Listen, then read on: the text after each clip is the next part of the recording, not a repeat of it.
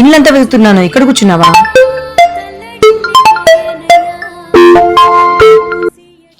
ఏయ్, ఎవరే phone lift చేయి. ఎందుకు దాచిపెట్టుకుంటానా?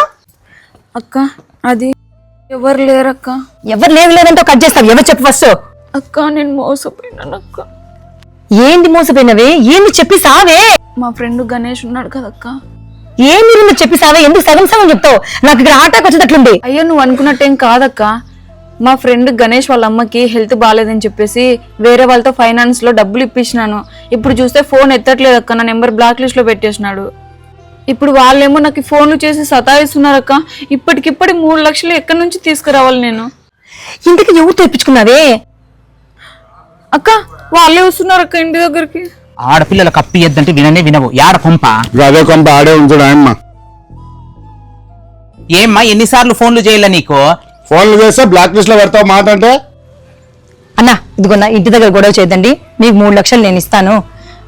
ఒక 10 నిమిషాలు వెయిట్ చేయండి అన్న. అక్కడ మీకు ఖచ్చితంగా ఇస్తానన్నా నేను. ప్లీజ్ మో 10 నిమిషాలు వినను ఏం వినను. ఫస్ట్ నా లెక్క ఇచ్చేసేయి. అన్నా ఉండు, మంచి చెడు డబ్బులు వస్తాయి. అక్క పర్లేదు అక్క, ఆడుంటామా? సరే అన్న, థ్యాంక్స్ అన్న. వాడి నంబర్ చెప్పాను, నేను కాల్ చేస్తాను, రప్పిస్తాను వాడిని. ఏం లేదు గణేష్, అదే ఏదో పాపం ఎమ్మకి ఏదో బాగలేదు అని చెప్పింది లక్ష్మి. నేను మొన్ననే ఆర్డీ తీసేసుకున్నాను ఒక 5 lakhs. ఇంట్రెస్ట్ ఏమైనా తీసుకుంటామని కాల్ చేసిన గణేష్. సరే సరే వస్తాడు వాడు. వీడేవుడు కొత్తోడు ఉన్నట్టున్నాడు.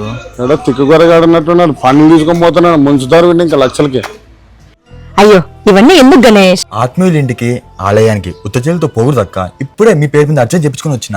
నాకు తెలుసు గణేష్ నీ మంచితనము. అందుకే వాళ్ళకు వీళ్ళకు ఎందుకు వెళ్ళని చెప్పేసి నీకే 5 లక్షలు ఇద్దామని పిలిపించినాను. నా అకౌంట్ యాక్చువల్ గా హోల్డ్ లో పడిపోయింది. 3 లక్షలు ఇస్తే గినా అన్హోల్డ్ అవుతుంది.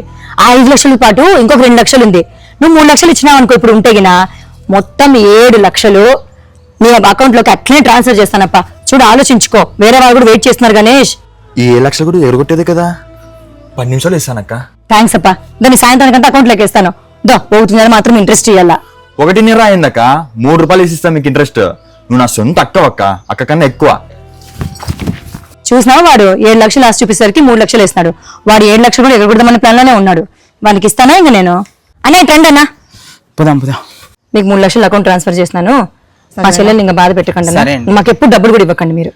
థ్యాంక్స్ అన్న. పోదాంపా. ఇలా పూచీలకు డబ్బులు ఇచ్చి జీవితాన్ని నాశనం చేసుకున్న వాళ్ళు ఎందరో. మీకు కూడా ఇలాంటి సంఘటన జరిగింటే కింద కామెంట్ బాక్స్ లో కామెంట్ చేయండి. మహితా తెలుగు మా యూట్యూబ్ ఛానల్ ని ఫాలో కండి. Thank you.